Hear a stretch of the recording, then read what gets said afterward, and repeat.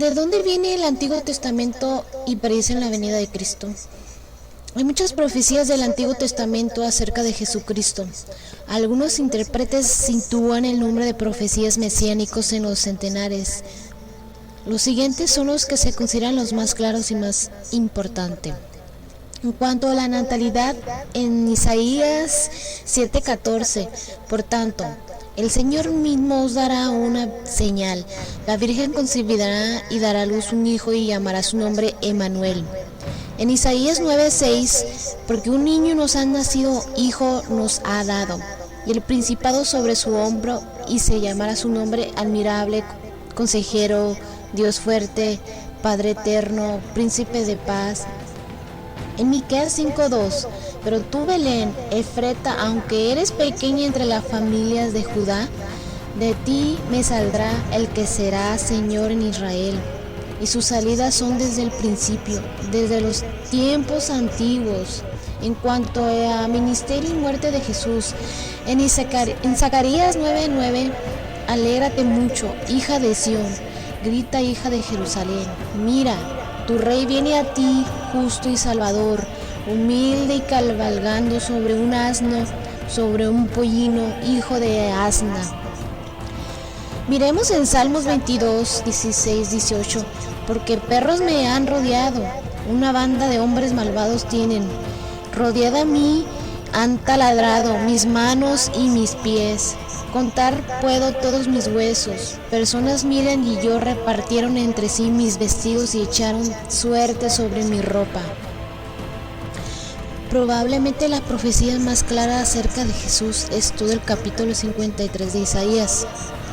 En Isaías 53, versículo 3 al 7, es especialmente inconfundible, despreciado, desechado entre los hombres, varón de dolores, experimentando el quebranto y como que escondimos de él el rostro. Fue menospreciado y no lo estimamos, ciertamente llevó él nuestras enfermedades y sufrió nuestros dolores, pero nosotros lo consideramos herido por Dios, herido por él y afligido. Pero él fue herido por nuestras rebeliones, molido nuestros pecados, más bien por nuestros pecados. El castigo de nuestra paz fue sobre él, y por su llaga fuimos nosotros curados. Todos nosotros como ovejas han ido por mal camino, cada cual se apartó por su camino, mas Jehová cargó en él el pecado de todos nosotros.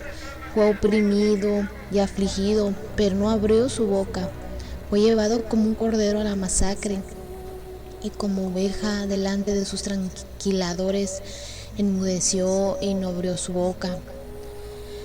Las 70 semanas, profecía en Daniel capítulo 9, predijo la fecha exacta en que Jesús, el Mesías, sería cortado.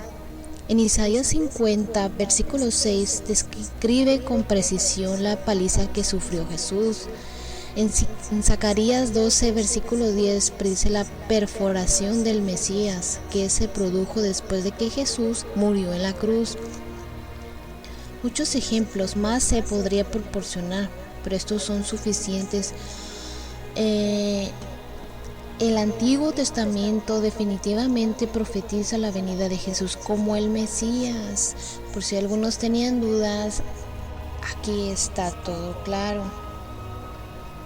O sea que Jesús ya estaba anunciado antes del Nuevo Testamento de que Él iba a venir. Jesús ya era antes y ya estaba predicho lo que Él iba a venir a hacer a esta tierra. Y esa es la duda que tenían muchos. Dios los bendiga. Esta es la segunda parte sobre el tema de Jesucristo. Esta vez es sobre su segunda venida, pero a la tierra. Yo sé que muchos israelitas aún no han aceptado a Jesucristo como su Salvador, y para ellos aún no ha venido a la tierra y aún lo siguen esperando. Entonces les voy a explicar más o menos sobre él, cómo se va a identificar al pueblo de Israel cuando Él venga por segunda vez. Hacia la luz se convertirá en luz otra vez, porque entonces la victoria habrá sido ganada. Jesús va a llegar a su pueblo en un gesto de bendición. se convertirán aterrorizados a ver las marcas en sus manos, y sus primeras palabras a él será: ¿qué heridas son estas en tus manos? Y él responderá: con ellas fue herido en casa de mis amigos. En Zacarías 13, versículo 6. ¿Cómo hacer la cuenta de judíos por el hecho de que el Mesías tiene heridas en sus manos cuando él llega al monte de los olivos? ¿Dónde estaban esas heridas afligidas a él? No pudo ciertamente haber estado en el cielo. Ellos sí se verá en aquel a quien traspasaron durante su primera venida. Será un encuentro dramático mezclado con la alegría y la tristeza. El remanente de Israel se afligirá por lo que han hecho y la nación acepta a Jesús como el Mesías. En Zacarías 12, versículos 10 al 14. Entonces todo estará perdido para el falso Mesías y sus bordas en este último día de tribulación. Y vi a la bestia, a los reyes de la tierra y sus ejércitos, reunidos para guerrear contra el que montaba el caballo, contra su ejército, y la bestia fue apresada y con ella el falso profeta, que había señales en su presencia, por los cuales había engañado a los que recibieron la marca de la bestia y habían adorado su imagen. Estos dos fueron lanzados vivos dentro de un lago de fuego que arde con azufre, y los demás fueron muertos con la espada que salía de la boca de aquel que estaba sentado sobre el caballo. Y todas las aves se saciaron de las carnes de ellos. Apocalipsis 19, versículo 19 al 21. Consecuencias de su venida. Cuando el Mesías ha hecho su aparición dramática en el Monte de los Olivos y se reveló como el crucificado por Israel en su primera venida. En Zacarías 12, versículo 10, un tiempo de gran llanto seguirá.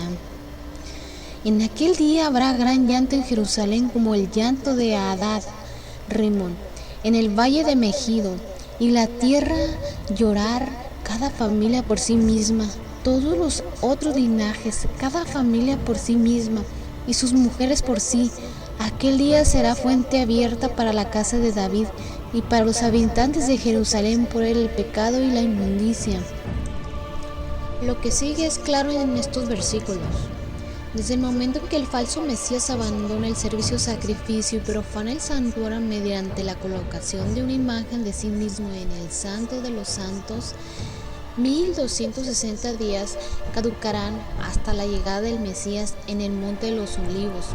En Daniel 9, versículo 27. Y en Apocalipsis 13, versículo 5. Después de otros 30 días de luto, la reconciliación espiritual entre el Mesías y el remanente de Israel será completada para entonces. 1290 días.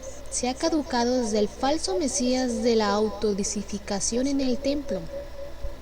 Otros 45 días serán absorbidos por las bodas del Cordero, la restauración del trono de David y el juicio de las naciones. Apocalipsis 19, versículos 7 al 9. Y Hechos 15, versículo 16 al 17, y Mateo 25, versículo 31 al 32. Para entonces, 1335 días muy dramáticos han aspirado desde ese día muy mal, cuando el falso Mesías se declaró como el Dios en el templo y estableció su reinado de terror satánico. Después de 1335 días, el Hijo del Dios vivo se ha aplastado a los poderes del mal y estableció su reino de paz. Judíos sobreviven a este ataque terrible después de 1260 días de la tribulación. Ver el regreso del Mesías después de 1290 días que serán restaurados espiritualmente, y después de 1335 días que entrarán en el reino del Mesías prometido. Acerca de la fuente que se abrirán en el día del Señor por los pecados de Israel, Zacarías 13, versículo 1, dice: en el día de la crucifixión de Cristo, la fuente fue abierta potencialmente a todo Israel y el mundo entero. La segunda venida de Cristo, la fuente se abrirá experimentalmente para la nación judía. La limpieza espiritual de la nación se asocia en otros pasajes de la Escritura con la generación espiritual de Israel y la inauguración de la nueva alianza. Por ejemplo, en Jeremías 31, versículo 31 al 37, y Ezequiel 36, versículo 25 al 32, y Romanos 11, versículo 26 al 27. La casa de David. Líderes políticos y los habitantes de Jerusalén incluyen todos los pueblos de la tierra que necesitan limpieza. El pecado y la impureza términos pueden referirse específicamente a la idolatría, pero es probable que tengan una referencia más amplia aquí a la condición pecadora total de la población. Tiempo final. Eventos para Israel han sido muy claramente previstos entre el inicio de la semana 70 de Daniel y el establecimiento del reinado del Mesías sobre la tierra. De particular importancia para los judíos es el reto fuerte para ser capaz de distinguir entre los poderes seductores del reino de las tinieblas y la voz del Espíritu Santo, que los llama a arrepentimiento de la fuerza de la muerte vicaria del Cordero de Dios, aquel que tiene las heridas en sus manos, que es Jesucristo. Bueno, con esto termino mi curso y espero que no haya tenido dudas y Dios les bendiga.